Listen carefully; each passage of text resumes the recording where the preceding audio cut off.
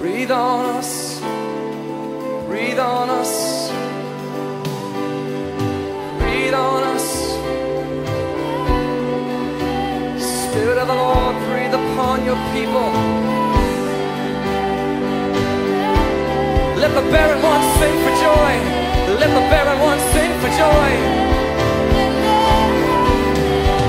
Let broken dreams live again, live again, live again, live again. Shalom, bien-aimés. Nous disons merci au Seigneur pour l'opportunité qu'il nous accorde de partager sa parole. Et à vous-même, nous voulons dire un grand merci pour le temps que vous mettez pour nous suivre. Vous savez, dans la vie, chacun de nous fait face à certaines réalités, à certaines choses, à certains défis de la vie. C'est ainsi qu'en ces jours, nous voulons un peu nous entretenir sur un thème que nous avons intitulé « Faire face ou fuir ». Parce que je sais qu'à n'importe quel niveau de la vie, chacun de nous fait face à quelque chose. Mon message de cet après-midi, c'est faire face ou fuir. Vous savez, la vie est remplie de beaucoup de choses. Il y a les imprévus qui arrivent dans la vie. Il y a des situations qu'on n'a pas planifiées, qui nous surprennent, qui apparaissent sur notre chemin. Et nous sommes appelés, comme disent les anglophones, à dealer avec ça. Nous sommes appelés à les affronter, à confronter. Et nous sommes appelés, en fait, à vivre avec ça, ou sinon à faire face à ces situations de la vie. À ces situations de la vie. Alors, tant que nous vivons, bien-aimés dans le Seigneur, dans ce monde où le péché règne encore, j'aimerais que tu le retiennes.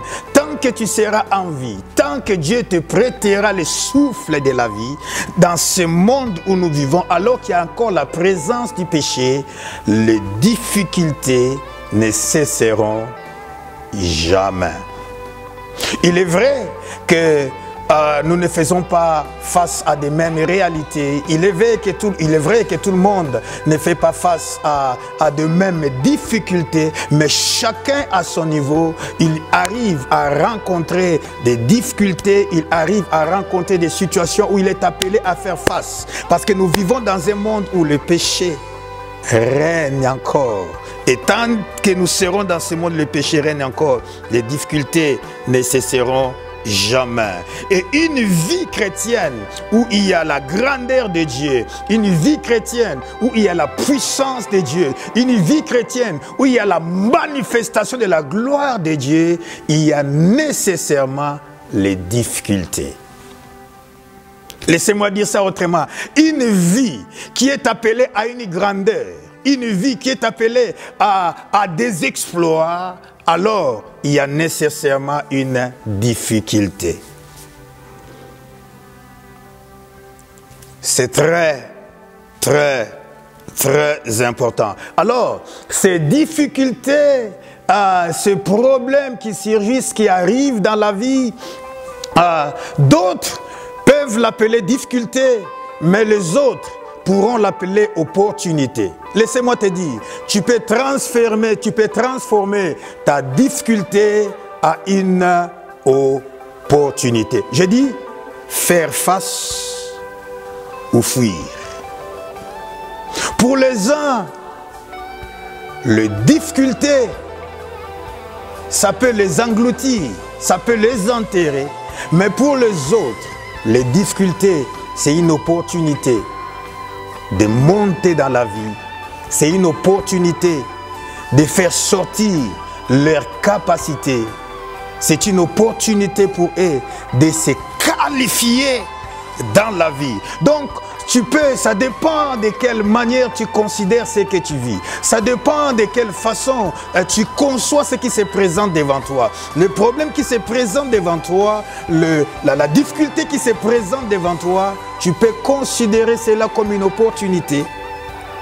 Et tu peux aussi considérer cela comme étant un problème et quelque chose qui peut facilement été détruit. Prenons la Bible dans le livre des Juges, chapitre 14. Juges, chapitre 14, à partir du premier verset jusqu'au verset 7e. Je lis la parole du Seigneur. Samson descendit à Timna et il vit une femme parmi les filles des Philistins. Lorsqu'il fit remonter, il les déclara à son père et à sa mère et dit: j'ai vu à Timna une femme parmi les filles des Philistins. Prenez-la maintenant pour ma femme. Son père et sa mère lui dirent: y a-t-il point de femmes parmi les filles de tes frères et dans tout notre pays que tu ailles prendre une femme chez les Philistins qui sont incirconcis? Et Samson dit à son père: prends-la pour moi, car elle me plaît. Son père et sa mère ne savaient pas que cela venait de l'Éternel, car Samson cherchait une occasion de dispute de la part des Philistins. À ce temps-là, les Philistins dominaient sur Israël. Samson descendit avec son père et sa mère à Timna.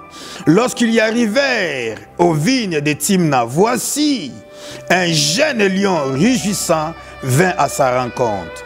L'esprit de l'Éternel saisit Samson, et sans avoir rien à la main, Samson déchira le lion comme on déchire un chevreau.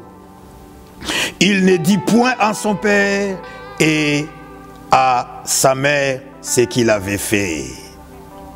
Il descendit et parla à la femme et elle lui plut. Amen. Oh, ici c'est merveilleux, c'est l'histoire de Samson. La Bible déclare que il y a eu un temps où le peuple d'Israël, les enfants d'Israël, étaient sous la domination des Philistins. Vous savez, les enfants d'Israël, le peuple d'Israël, c'est un peuple qui est appelé à dominer. Mais il y a eu un moment où les gens dominaient sur eux.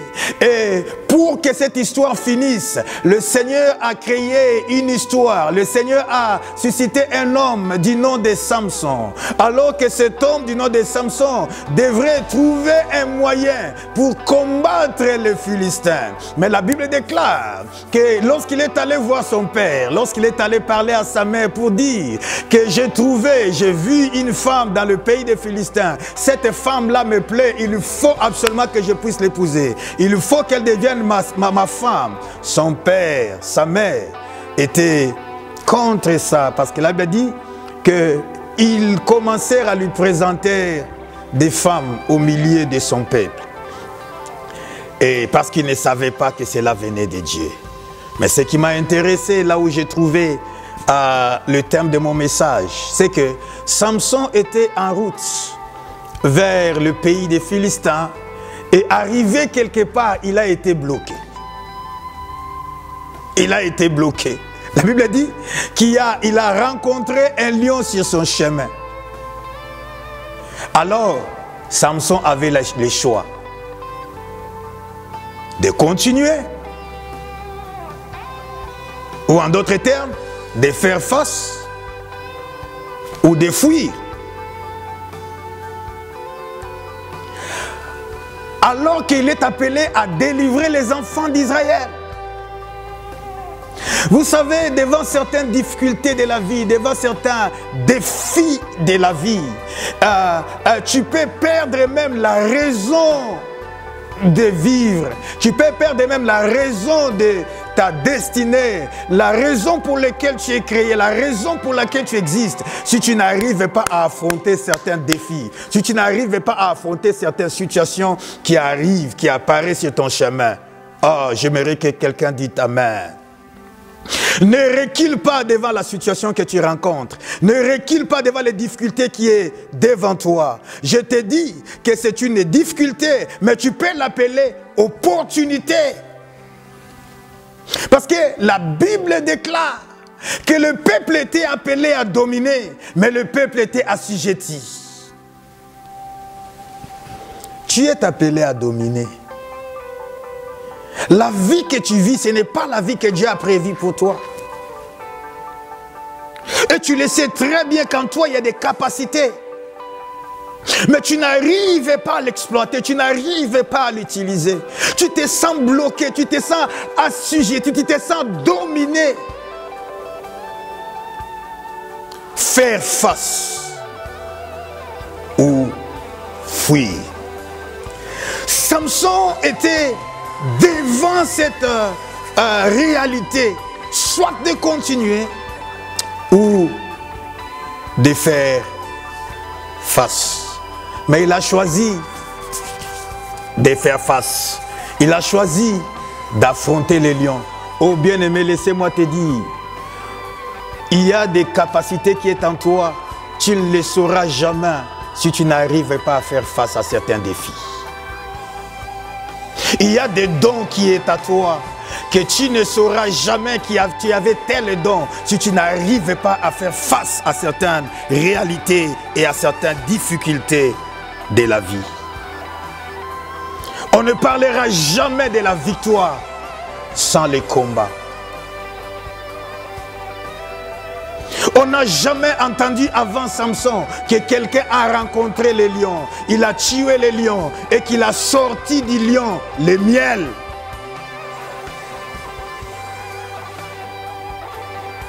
Il a sorti du lion le miel. Faire face ou fuir. Bien-aimé, j'ai dit que tant que tu vis dans ce monde où le péché règne encore, il y a les défis. Tu es appelé à faire face à certains défis et réalités de la vie. Un jour, c'est mon épouse qui m'avait raconté l'histoire. Dans son école, le professeur de biologie entre et il pose la question aux élèves de lui donner la définition de la vie. Donc certainement dans les cours précédents, ils avaient eu à voir ça. Et maintenant, avant de passer à l'étape suivante, ils voulaient, comme d'habitude, peut-être vérifier si la matière était bien reçue. Il pose la question à la salle, si quelqu'un pouvait donner une définition de la vie. Et l'un de ses amis s'élève, il lève la main, il dit moi. Il s'élève, il croise les bras, comme on nous a appris à l'école à l'époque. Et il répond, la vie, c'est un combat. Et les amis ont commencé à rire, parce que les profs demandaient une définition biologique. Tu arrives quelque part, tu arrives au travail, tu as un rendez-vous, tu as quoi que ce soit, tu arrives dans un pays où tu ne connais pas la langue, tu ne connais personne. Ça peut être un tremplin pour toi, ça peut être une occasion pour toi de monter dans la vie et aussi de fuir. Mais laissez-moi te dire, fuir, c'est donner la force à l'ennemi. Tu sais, tu peux être devant quelqu'un qui fait beaucoup de bruit, mais peut-être tu as plus de force que lui. Et si tu décides de fuir, tu ne vas pas te rendre compte que tu es plus fort. Et tu lui donnes l'accès, tu lui donnes le pouvoir, tu donnes la force. Mais quand tu arrives à l'affronter, tu vas le réaliser qu'il ne faisait que beaucoup de bruit et qu'il n'était pas fort. Ça me rappelle un ami à nous, à l'époque quand on grandissait, on faisait les sports, les arts martiaux. Et un jour, on était dans l'entraînement alors que la personne le capitaine qui dirigeait, qui nous conduisait, parce que c'est lui qui était en charge, les autres n'étaient pas encore là. Et il y a un moment où on devait, entre vous, dans l'entraînement, bien sûr, c'est bagarrer et tout ça, ça faisait partie. Et celui qui dirigeait, donc il a dit, il t'a choisi, tu es là, et c'est pour toi, tu vas avoir 3 combats, c'est-à-dire il y a 3 partenaires. Et puis après on t'échange l'eau, donc chacun de nous, et quand tu rentres, il y a 3. Et Arrivé à son tour, il rentre et maintenant il commence avec lui-même le capitaine. Et notre ami regarde à gauche, il regarde à droite, il prend position comme s'il voulait combattre, il y tourne, il fuit. Il a fui et c'était la dernière semaine parce que on allait avoir un break et après il y avait passation de ceinture. Donc il a travaillé pendant toute la période alors qu'on était dans la dernière semaine d'entraînement parce qu'on s'est préparé à ces grands événements qui arrivaient pour passer des niveaux, pour monter des niveaux. Il a fui. Et conséquence, il était disqualifié. Il ne pouvait pas monter des niveaux, avoir d'autres ceintures. Parce qu'il avait fui. Alléluia. Faire face ou fuir. Laissez-moi te dire, Dieu ne viendra jamais à l'aide quand on ne fait pas face. Ou encore, quand on ne fait pas le premier pas. Dans ce que tu traverses là, dans ce qui arrive dans ta vie, le défi qui est devant toi, le problème qui se présente devant toi, la difficulté que tu rencontres, si tu ne fais pas le premier pas, Dieu ne viendra pas en aide. Dieu attend à ce que toi tu puisses faire le premier pas. Il n'attend pas à ce que tu puisses fuir. Parce qu'il y en a malheureusement qui fuient. Tu sais, si tu n'arrives pas à faire face à des problèmes, à des incompréhensions qui surgissent dans ton foyer, il est plus facile de fuir dans les divorces. Si tu n'arrives pas à faire face à des difficultés, à des défis que tu rencontres dans les affaires, tu vas abandonner. Si tu n'arrives pas à faire face à ce que tu rencontres dans le ministère, tu vas fuir. Mais Dieu attend de toi que tu puisses faire le premier pas. Ne fuis pas le problème. Mais il faut l'affronter et les résoudre. Il y a des gens qui sont spécialistes en matière de contourner les problèmes. Ne contourne pas les problèmes, la réalité que tu as, mais cherche à l'affronter, à le terminer et à les résoudre. Il y a un conflit quelque part, ne le fuis pas. Affronte et cherche à résoudre et à terminer cela. Parce que derrière chaque situation, derrière chaque problème que tu vis, il y a une élévation. Derrière ce que tu rencontres, derrière les défis qui est devant toi, il y a une élévation qui t'attend. C'est comme un examen, c'est comme un test. Tu vas passer des niveaux. Il y a une élévation, il y a la grandeur, il y a la gradation. Il y a des gradations, retiens ça. Il y a le miracle dans la vie que lorsque nous acceptons à faire face, à affronter certaines réalités, à affronter certaines difficultés. Allons-y dans le livre de Jean chapitre 11. Jean chapitre 11. Je vais lire les premiers versets jusqu'au verset 4e. La Bible dit ceci. Il y avait un homme malade, Lazare de Béthanie, village de Marie et de Marthe, sa sœur. C'était cette Marie qui oignit le parfum, le Seigneur, et qui lui essuya les pieds avec ses cheveux. Et c'était son frère Lazare qui était malade. Le Seigneur envoyèrent dire à Jésus, les sœurs envoyèrent dire à Jésus, Seigneur, voici celui que tu aimes est malade.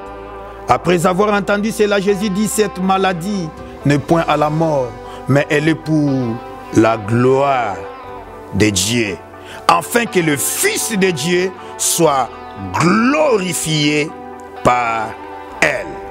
Jésus a dit, cette maladie ne mène pas à la mort.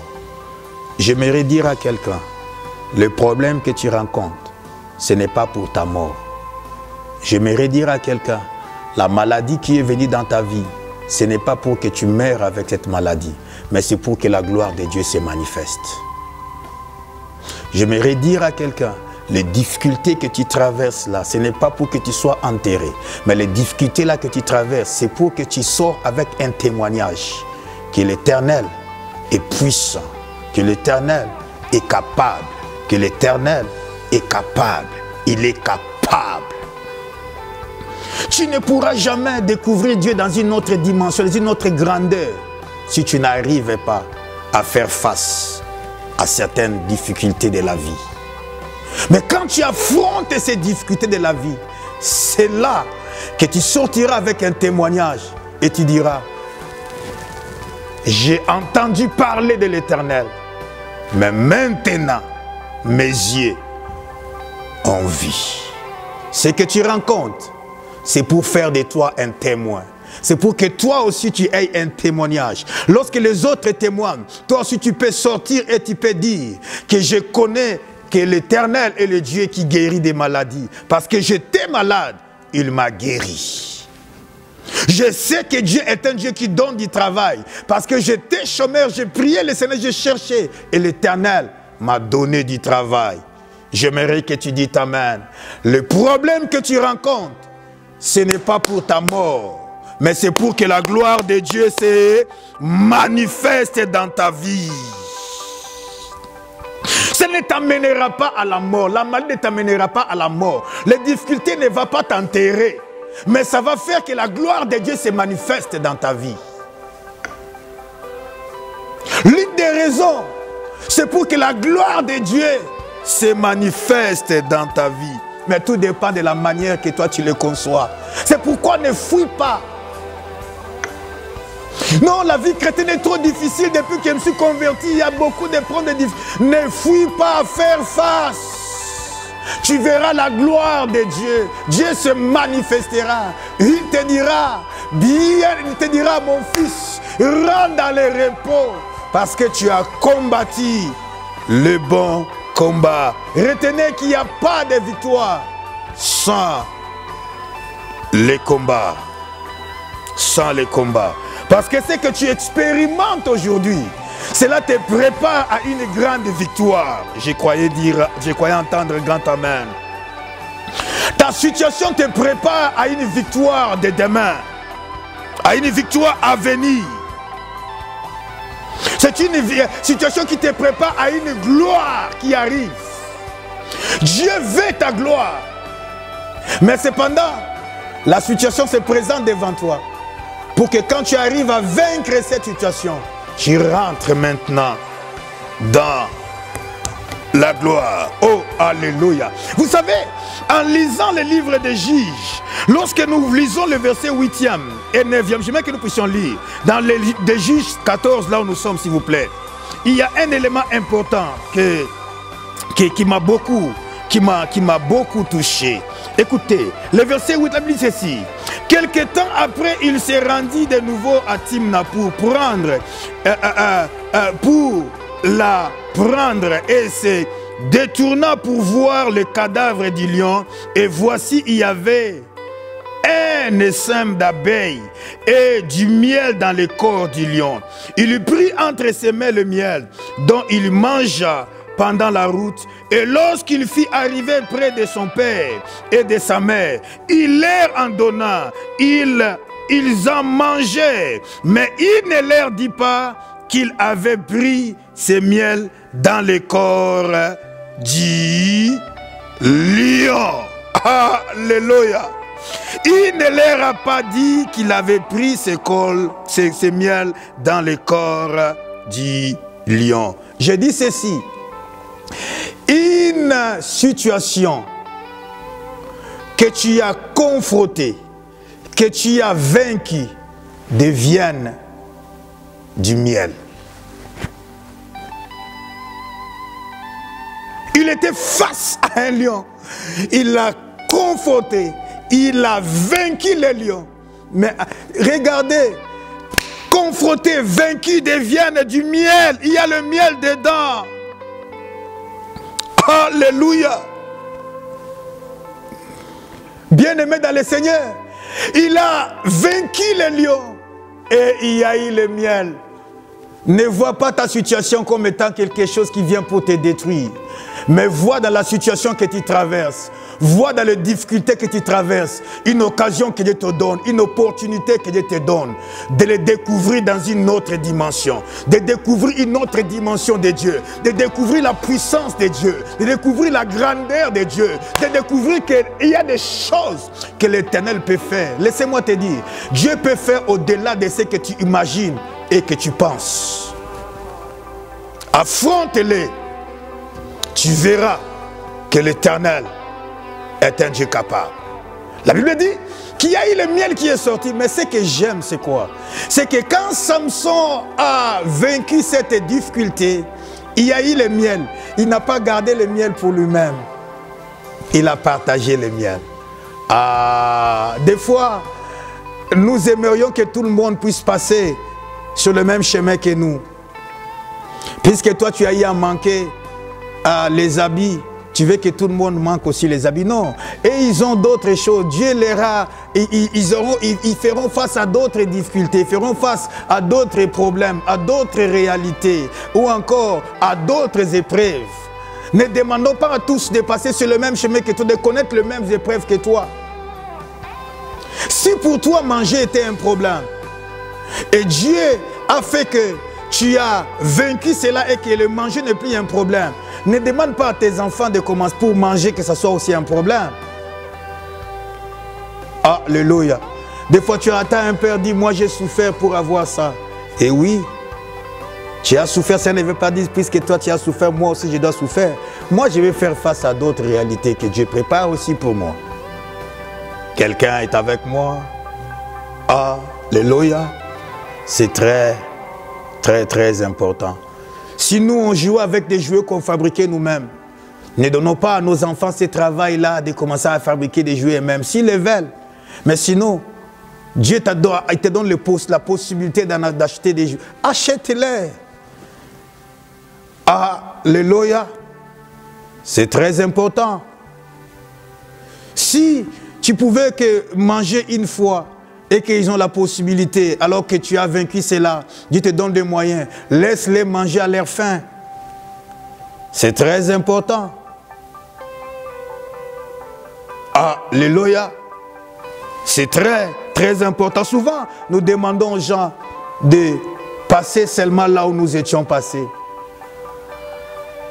Mais je dis ceci, chacun de nous, à son niveau, à son époque, il fera face à certaines réalités.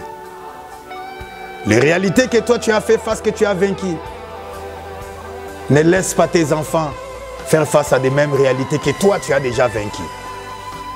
Donne-leur l'opportunité de faire face à d'autres réalités. Quelqu'un est avec moi. C'est très important. Parce que pour passer à la gloire, il faut passer d'abord à la croix. Alors, laissez-moi vous donner quelques raisons pour lesquelles Dieu permet les difficultés dans notre vie.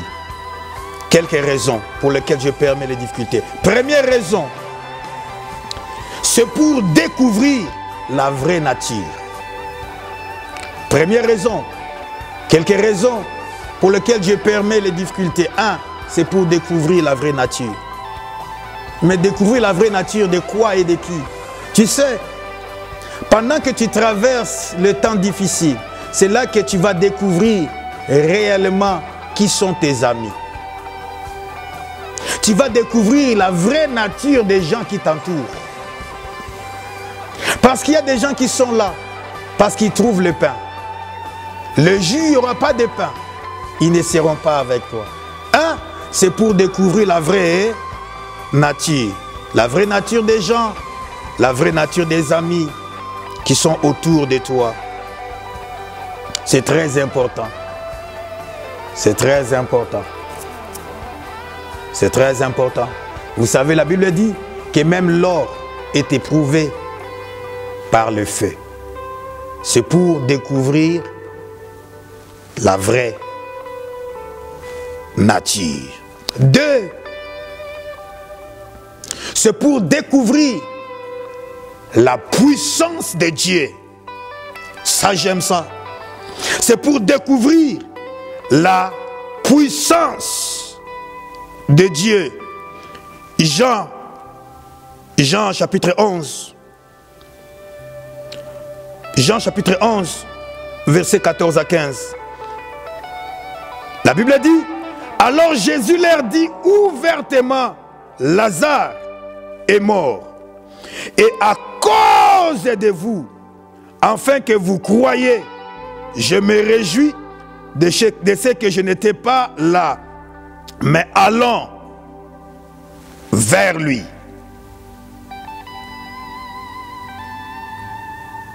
Bien-aimés, fuir des difficultés, c'est éviter la puissance de Dieu se manifester dans notre vie. Jésus leur a dit clairement que maintenant, Lazare, le verset 14, maintenant Lazare est mort. Ça veut dire que maintenant la situation devient plus compliquée qu'avant. Avant, il était malade, mais maintenant Lazare est mort. Mais il ajoute en disant, cela arrive afin que vous croyiez, afin que la puissance de Dieu se manifeste, afin que la gloire de Dieu s'éclate, afin qu'un témoignage soit donné à la gloire du Seigneur. Bien-aimés, l'efficacité de la vraie foi ne se manifeste que quand tout ne va pas bien. En d'autres termes, cela ne se manifeste pas quand tout va bien, mais le contraire. C'est là qu'on voit l'efficacité de la vraie foi en Dieu. Lorsque les choses sont compliquées autour de toi, même le Seigneur, les anges, les démons, les amis, les frères, ils veulent voir ta foi, l'efficacité de ta foi. Lorsque les choses ne marchent pas autour de toi, c'est là que l'efficacité de la vraie foi se manifeste. Parce que le Dieu en qui tu as crié, il répond à la prière. La Bible dit, il est le chef et le consommateur de la foi. Je te dis ceci, retenez ceci. La vie chrétienne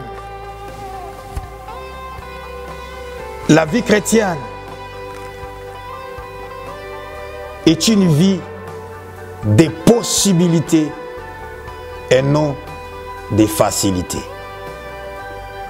La vie chrétienne est une vie de possibilités et non de facilités. Avec Dieu, tout est possible. Mais ça ne veut pas dire que tout est facile. C'est possible. Possibilité n'est pas égale à la facilité. Il faut qu'il y ait l'impossibilité pour créer la possibilité ou encore l'opportunité de voir le miracle.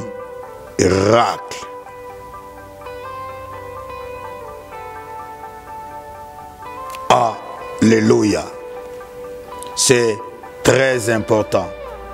C'est très important. Lisons Psaume 34, verset 20. Psaume 34, verset 20.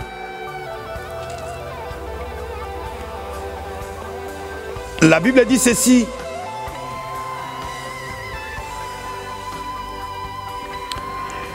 Il garde tous ses os, aucun d'eux n'est brisé. Le malheur tue le méchant, et les ennemis du juste sont châtiés. L'Éternel délivre l'âme de ses serviteurs et tous ceux qui l'ont pour refuge échappent au châtiment. Alléluia. Alléluia. L'Éternel délivre l'âme de ses serviteurs. Bien-aimé, tu sais, un problème devient plus grand que lorsque tu lui donnes beaucoup de valeur. La situation devient plus difficile lorsque tu accordes beaucoup d'importance à cela. Cela devient encore plus compliqué. Mais lorsque tu crois à la grandeur de Dieu, lorsque tu crois que le Dieu que tu pries, il délivre l'âme de ses serviteurs et tous ceux qui l'ont pour refuge échappent au châtiment. Faire face ou fuir. N'abandonne pas la vie chrétienne parce qu'il y a des défis. N'abandonne pas les affaires parce qu'il y a des difficultés. N'abandonne pas, mais crois à un Dieu des possibilités. Tout est possible. Avec Dieu, nous ferons des exploits et il écrasera nos ennemis. Que Dieu vous bénisse. Que Dieu vous bénisse. Merci.